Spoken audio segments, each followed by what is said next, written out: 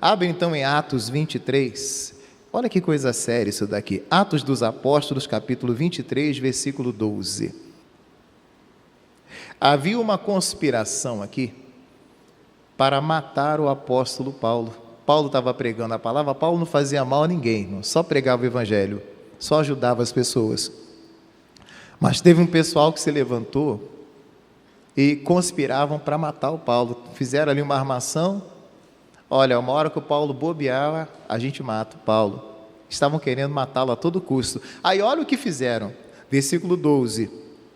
Quando já era dia, alguns dos judeus fizeram uma conspiração e juraram, dizendo que não comeriam e nem beberiam, enquanto não matassem a Paulo.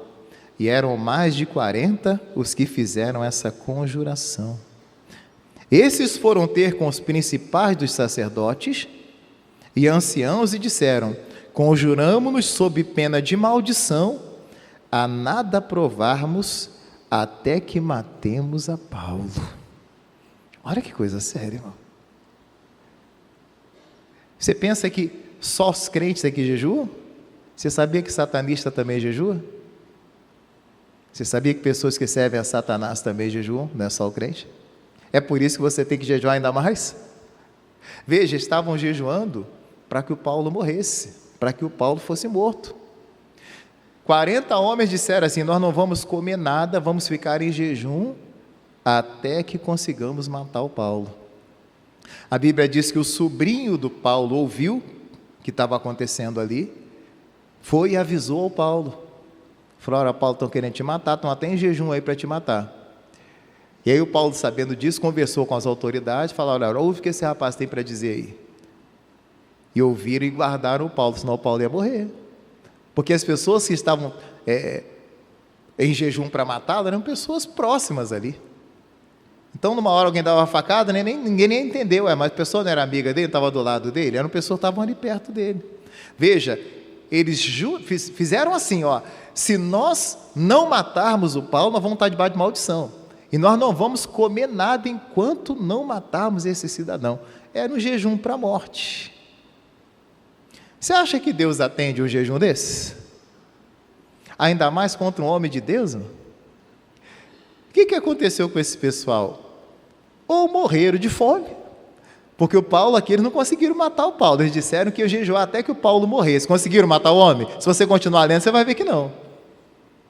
Morreram de fome então, e o demônio ainda levou todo mundo, o capeta ainda levou todo mundo ainda. Ou morreram de fome, ou houve um momento em que eles falaram assim: a gente fez aquele jejum lá, mas não está adiantando nada não, vão comer, não sei o que fizeram não, mas não adiantou nada o jejum deles.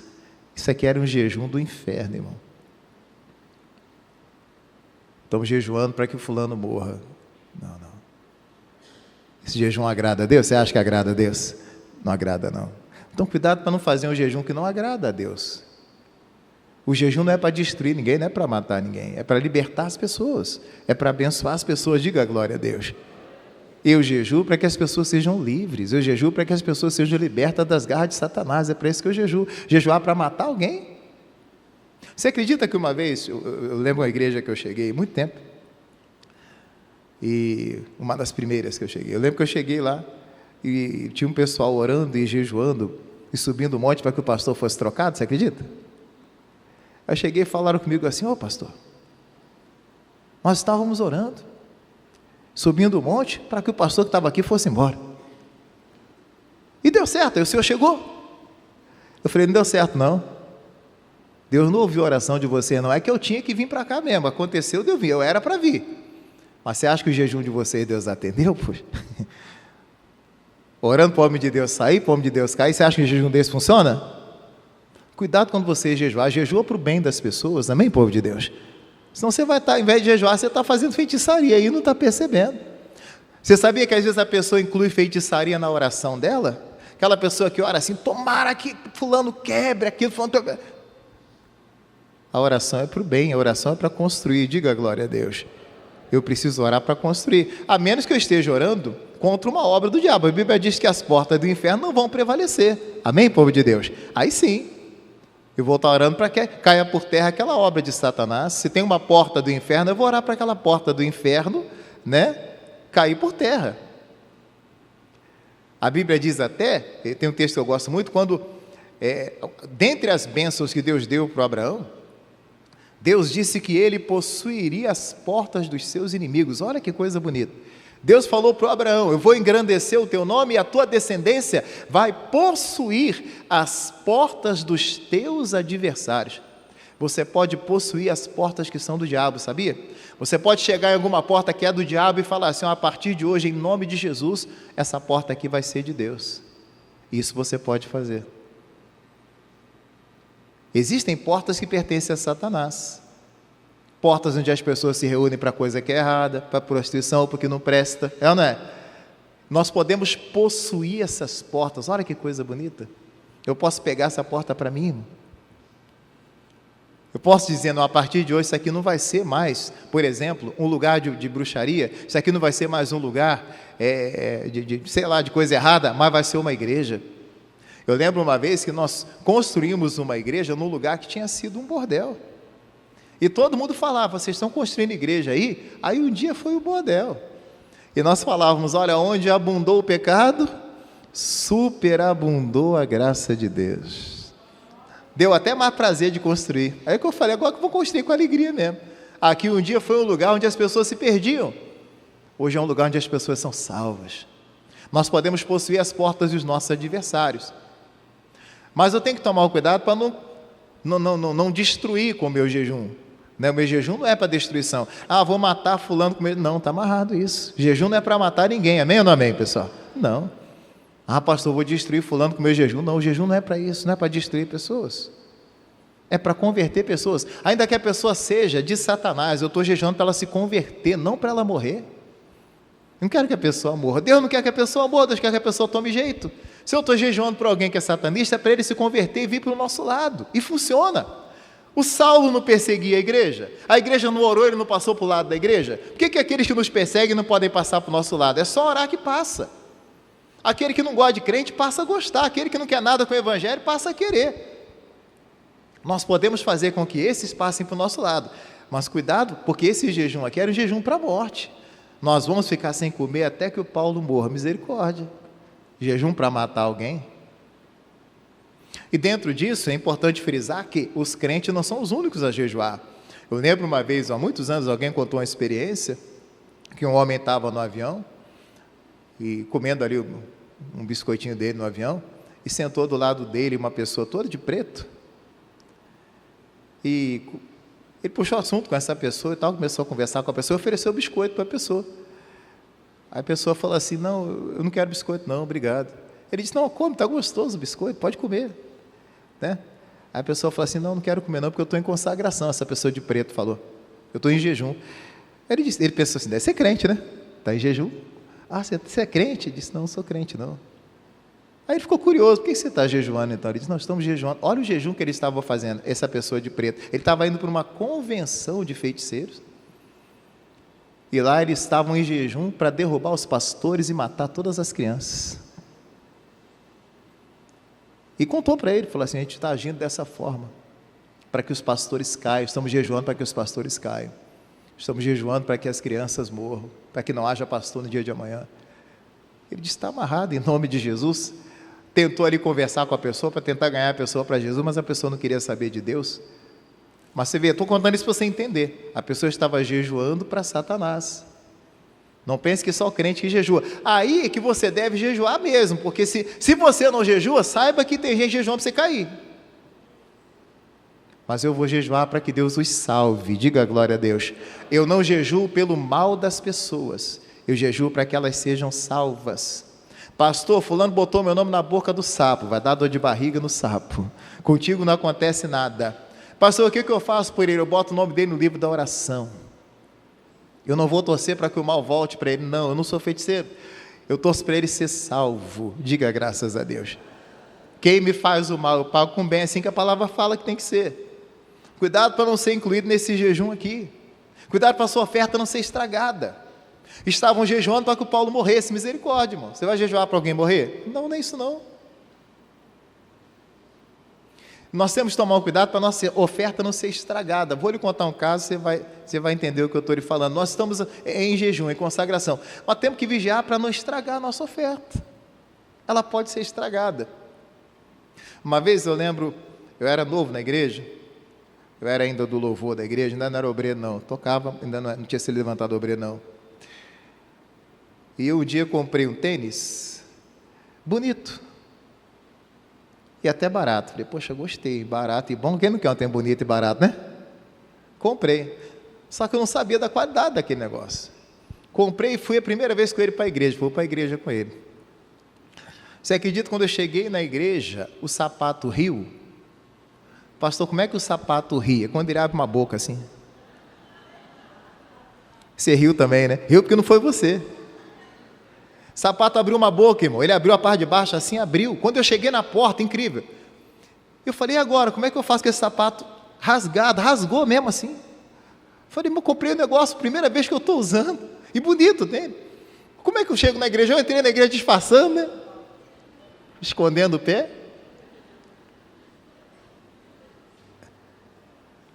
E corri lá para o meu cantinho, que era o cantinho do louvor. O louvor tinha um cantinho, fui ficar escondido lá no cantinho do louvor.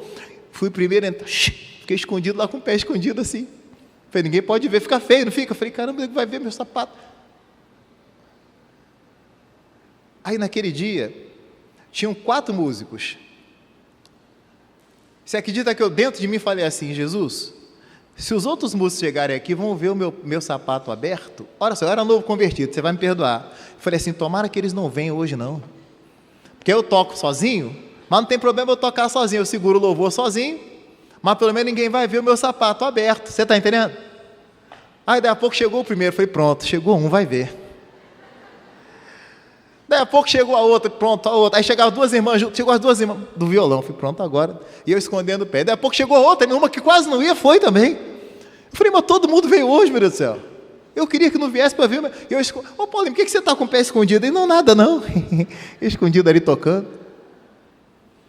Aí começou o culto, aquela coisa toda, irmão, o pastor aquele dia estava pregando, ele estava dando um estudo extraordinário sobre Levítico, o livro de Levítico, lindo estudo, e o pastor estava falando sobre oferta, e ele falou que às vezes, a nossa oferta pode ser estragada.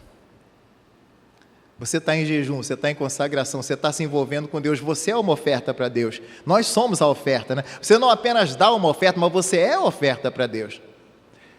E o pastor disse que às vezes nós estragamos a oferta. Olha o que o pastor falou, se você está aqui na igreja, mas torce para o seu irmão não vir na igreja, você estragou a sua oferta. Eu falei, caramba, eu estava torcendo para o irmão não vir. Eu não estava torcendo para ele não vir, para o mal dele, deu para você entender? É para não ver o meu sapato. Eu estava ali dentro de mim, tomara que não venha ninguém para não ver o meu sapato. Eu não estava torcendo pelo mal deles.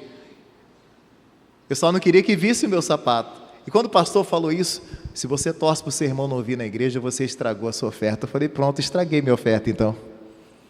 Eu fui falar com Jesus, falei, Jesus, me perdoa que hoje eu estraguei a minha oferta. Eu vim aqui para louvar, toquei, cantei, mas estraguei a minha oferta, desejei que meu irmão não viesse. Ah, falei, quer saber, meu tempo está aberto, nem quiser ver, pode ver, não tem problema não. Mas foi triste, foi tenso aquele dia. Mas estou lhe contando isso para você entender. Às vezes a gente estraga, eu estraguei minha oferta. Volto a dizer, eu não estava desejando o mal dos meus irmãos do louvor. Eu só queria que eles não fossem para não ver o meu sapato aberto. Mas mesmo assim eu estava torcendo para que não fosse. Ainda bem que foram na casa de Deus, mas eu estraguei minha oferta com aquilo ali. Então não estrague sua oferta. Ah, eu estou jejuando, mas dentro de você às vezes tem aquela raiva do irmão, aquela coisa do irmão.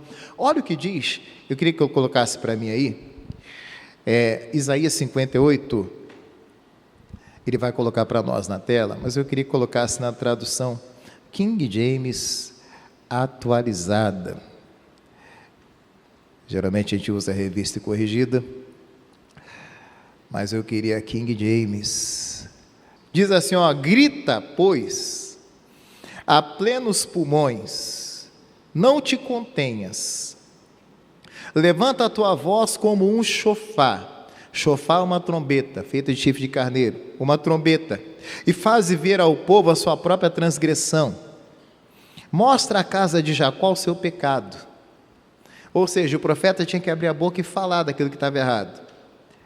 Pois ainda assim esse povo tenta me encontrar dia e noite. O povo buscava a Deus, olha aí. Parecem mesmo pessoas desejosas de conhecer as minhas orientações, como se formassem uma nação que faz o que é direito e que não abandonou os mandamentos do seu Deus. Solicitam-me decisões justas e demonstram a vontade de que Deus se aproxime deles. O povo até parecia que queria que Deus se aproximasse. Era só aparência, mas até parecia, né? Verso 3. E questionam: por que jejuamos regularmente se tu não o reparas? Eles estavam questionando a Deus o seguinte: por que eu jejuo e Deus não me atende? Temos mortificado e humilhado sobremaneira as nossas almas e tu não tomas conhecimento de tudo isso? Por que eu estou jejuando e Deus não atende? A razão está em que no dia mesmo do vosso jejum, correis atrás dos vossos próprios desejos e negócios, assim como também explorais os vossos trabalhadores. Eles jejuavam, mas exploravam quem trabalhava com eles, eram maus com os trabalhadores. Versículo 4. Ora, o motivo está em que o vosso jejum sempre termina em discussão e rixa. Olha como é que isso é sério. O que adianta eu jejuar, fazer jejum? Vou jejuar 24 horas. E vivo em rixa com meu irmão, brigando com meu irmão, não falo com meu irmão, não converso com ele, estou de mal com ele. Será que está valendo o meu jejum? Está adiantando alguma coisa? Estou ficando sem comer só. O meu jejum está terminando. Olha aí, verso 4 de novo. Ora, o motivo está em que o vosso jejum sempre termina em discussão e rixa, em brigas violentas com socos e outras brutalidades. Você tem noção? O jejum dele terminava em pancadaria. Diga misericórdia. E diziam por que Deus não atendia. Mas que jejum maluco é esse? Adianta eu jejuar e torcer pelo mal do meu irmão? Adianta eu jejuar e torcer para que dê errado para o meu irmão? Para que ele quebre a cara? Adianta eu jejuar aí? Será que Deus está atendendo? Pastor, estou sem comer já há 15 dias, torcendo para fulano cair. Meu irmão, você está perdendo seu tempo. Deus não atende, olha aí. Não é possível que continues a jejuar desse modo e ainda espereis que a vossa voz venha a ser ouvida nos altos céus. Você acha que Deus vai te ouvir? Cheio de raiva dos outros, desejo contra os outros? Não gosta de fulano? E no céu, como é que vai ser? Eu não gosto do fulano. Você vai, no céu não tem separação, e aí? Você vai ter que conviver com ele lá. Se chegar lá, como é que fica o negócio? Estamos treinando aqui para viver no céu, mas aqui a gente não consegue conviver um com o outro. Como é que vai chegar no céu? Verso 5. Porventura foi esse o jejum que idealizei? Isso aqui é Deus falando. Será que é isso aí que eu escolhi para você? Será que é esse o jejum que eu quis? Que eu sonhei um dia? Apenas um dia separado para que o ser humano pareça contrito, incline a cabeça como o junco do brejo e se deite sobre pano de saco e cinzas em sinal de grande lamento? Ora, é isso que chama jejum e dia agradável a Yahvé? Vocês acham que isso aí é que é o jejum? Que terminava o jejum em pancadaria? Vocês acham que é isso? Torcendo pelo mal do irmão, jejuando para o irmão se dar mal? Não. Mas de jeito nenhum. Ao verso 6, não, nada disso. O jejum que desejo não é esse. Aí 2 pontos. O jejum que desejo não é este? 2 pontos. Que te liberte das amarras da malignidade e da injustiça.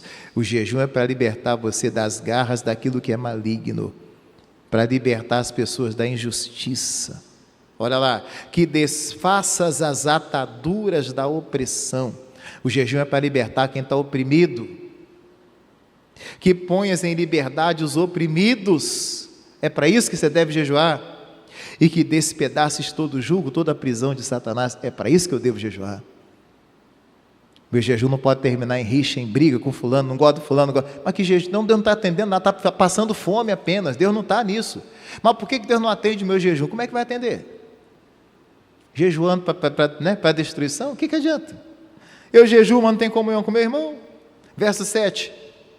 Ora, não é partilhar teu alimento com o faminto, abrigar o pobre e desamparado, vestir o nu e sem teto que encontraste e não recusar tua ajuda ao próximo? Ajudar as pessoas também. O jejum inclui isso. vestir as pessoas, abençoar as pessoas. Verso 8, olha aí, ó. Quando fizeres assim, então a tua luz resplandecerá como a alvorada, igual a luz da manhã, irmão. Ninguém segura a luz da manhã, não é? E prontamente surgirá a tua cura. Você vai ser curado, a cura vai brotar. Eu jejuo, não sou curado também, mas agora jejuando de modo correto, até a cura vai aparecer, irmão. A cura vai brotar, ó. A tua retidão caminhará diante de ti, e a glória de Yahvé, a glória de Deus, guardará a tua retaguarda. Até as tuas costas vão ser guardadas, mal nenhum vai acontecer contigo, não. Assim clamarás a Yahvé, clamarás a Deus, e Ele te atenderá. Gritarás por socorro, e o Eterno te responderá. Se você jejuar de modo correto, isso que Ele está dizendo. Responderá, eis-me aqui. Mas isso, se afastares do meio de ti o jugo opressor, a língua e os gestos acusadores e a falsidade do falar. Tem que tirar essas coisas. Eu estou fazendo jejum, mas o que adianta? O jugo opressor. Tem tradução que fala do apontar o dedo, do julgar o irmão. Mas o irmão é errado, mas eu também não sou. Mas o irmão fez coisa errada, você também não faz, você também não erra? Eu tenho que afastar essas coisas de mim. O jugo opressor, a língua mentirosa, a língua enganosa, tem que parar. Os gestos acusadores, tem que parar de acusar, apontar o dedo, né? E a falsidade no falar, tem que tirar isso. Não pode ser falso no falar com as pessoas. Verso 10, se com renúncia própria beneficiares os que têm fome, e buscares satisfazer o anseio dos aflitos, então naturalmente a tua luz despontará nas trevas, e a tua noite será como o meio-dia. Já pensou a sua noite brilhando igual ao meio-dia? O teu momento difícil, tudo claro, Deus vai clarear tudo para você. Mas tem que fazer o jejum correto, por isso que a gente está ensinando aqui, a maneira correta. Aí Deus vai abençoar. Não vou ler mais, depois você pode continuar lendo, esse texto de Isaías é muito rico, mas há uma maneira correta de jejuar, e se jejuarmos de forma correta, vamos ter grandes resultados para a glória de Deus. Amém, Jesus? Tem gente que jejua para a morte, estavam jejuando para ver o Paulo morto. Nós não vamos comer nada enquanto ele não morrer, misericórdia. Você tem que jejuar para a vida, para a libertação das pessoas, para que pessoas sejam livres, para que pessoas sejam abençoadas. E se você jejuar de forma correta, a tua luz vai brilhar, a luz de Cristo vai brilhar na sua vida e você vai ser abençoado em nome de Jesus. Você vai ver a glória de Deus de uma maneira espetacular como você nunca viu, você vai ver em nome de Jesus. Diga a glória a Deus. Jejue de forma correta, para o bem das pessoas, para beneficiar, para ajudar as pessoas, e assim você vai ser abençoado em nome de Jesus. Eu vou falar só mais um pouquinho de uma outra função do jejum, que eu não consegui falar semana passada. Essa parte eu vou falar mais rápido. O jejum tem uma outra função também. Semana passada não deu para falar. Você sabia que o jejum, ele quebra a resistência que as pessoas têm a Deus? Vou falar de novo, o jejum quebra a resistência que as pessoas têm a Deus.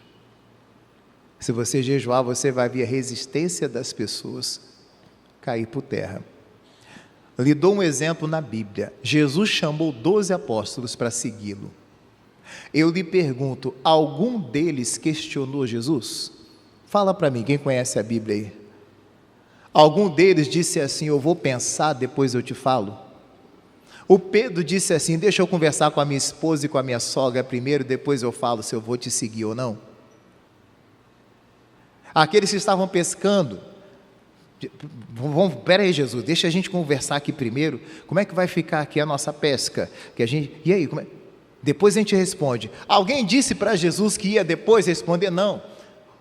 Levi estava lá coletando impostos, ganhando dinheiro igual água, largou tudo e foi seguir Jesus. Não perguntou para Jesus, Jesus, o que eu vou receber se eu deixar isso daqui? Não, largaram e foram. Por que nenhum dos 12 apóstolos resistiu a Jesus? Por que ninguém disse que não queria ir? Ninguém, os 12 simplesmente foram de boa, e estavam ocupados, tinham suas ocupações, sabe por quê?